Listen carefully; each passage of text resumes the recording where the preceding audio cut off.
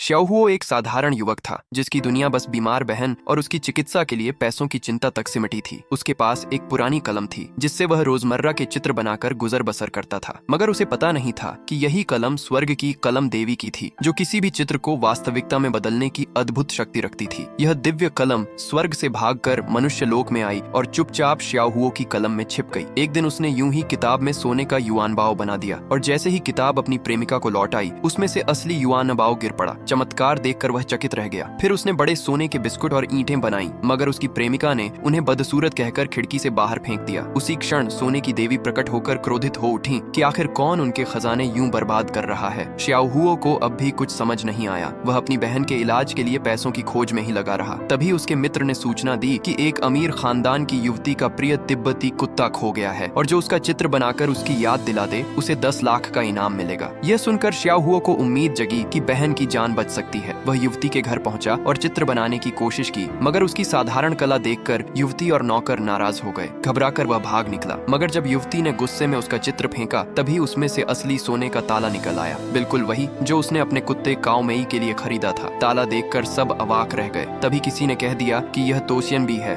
दिव्य कलम जो चित्रों को वास्तविक बना देती है। श्याओहुओ भी उसी समय चित्रण सभा में पहुंचा जहां खोए कुत्ते का चित्र बनाने का मुकाबला हो रहा था। संयोग से वहां उसकी पुरानी प्रेमिका अपने नए प्रेमी के साथ मौजूद थी। दोनों भी इनाम पाने आए थे। तभी नौकर ने श्याओहुओ को पकड़ लिया क्योंकि उसने युवती की ड्राइंग बोर्ड पर अनजाने में चित्र बनाया था। नौकर ने पूछा, क्या सचमुच यह तुम्हारा चित्र है? युवती को तो वह सोने का ताला बेहद पसंद आया। श्याओहुओ हैरान रह गया कि जिसे वह खुद बेकार समझ रहा था, वही युवती को प्रिय लग गया। इसी मौके पर उसकी पूर्व प्रेमिका का नया प्रेमी आगे बढ़ा और झूठ बोलते हुए दावा कर बैठा कि वह चित्र उसी ने बनाया है। अपनी बात साबित करने के लिए उसने तुरंत नया चित्र बनाना शुरू कर दिया, मगर युवती ने तुरंत भांप लिया कि यह दिव्य कलम का काम नहीं है। उसने उसे अपमानित किए बिना मन ही मन ठान लिया कि असली कलाकार को खोज निकालेगी। प्रतियोगिता में अनेक लोग आए थे। नौकर ने सबको कहा कि चित्र बनाकर पीछे नाम और संपर्क लिख दें और परिणाम बाद में बताए जाएंगे, मगर झूठा प्रेमी अधीर हो उठा और तुरंत अपनी अधूरी ड्राइंग दिखा दी। नौकर ने देखा और डांट दिया कि रेखाएं कठोर हैं, तकनीक कमजोर है और चित्र बिल्कुल असफल है। वह हक्का बक्का रह गया। इतने में श्याओहुओ का चित्र सामने आया। पूर्व प्रेमिका और उसका प्रेमी दोनों मजाक उड़ाने लगे कि उसका चित्र किसी बिल्ली जैसा है, कुत्ते का अपमान है। पूर्व प्रेमिका गुस्से में उसका चित्र फाड़ने ही वाली थी, मगर श्याओहुओ ने सख्ती से रोकते हुए कहा कि कोई उसकी ड्राइंग को हाथ न लगाए। उसे पता था कि यही इनाम उसकी बहन की जान बचा सकता है और अब वह पीछे हटने वाला नहीं। तभी सभा में बैठे कुछ लोग उसकी रेखाओं पर गौर करने लगे। किसी ने धीमे स्वर में कहा, रुको, यह स्केचिंग शैली ये तो बिल्कुल अलग है। सबकी नजरें अब श्याओहुओ और उसकी रहस्यमयी कलम पर टिक गईं।